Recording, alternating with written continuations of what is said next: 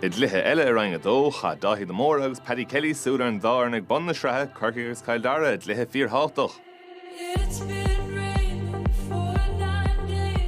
Daniel Flynn score chomaile duine há sé dul a ruthar mátá há da Gerach agus há cool fachta ag Alex Byrne.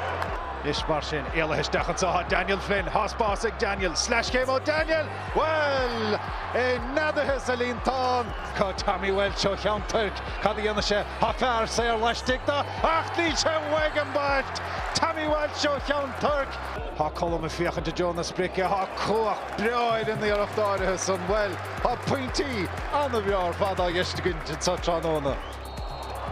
Well, wide lehéte Gramún son an a fas in the hunter a tucht fame out son the Conor Corbett will shagra Kildare éalais dechan Kevin O'Callaghan agus há Cicéri Cigéilte nó Bronte a troslóga tócaigh Feely and Counson tócaigh an Báidór Sholta an Jimmy Cartige há Barnett sa Corcaigh diatach sa ein séad a fós agus a bin sin be sé sástal an a faointach diatach Báidó bheith san ag Corcaigh agus is ag fuin John Clary ha na faointí wach for a Sraith.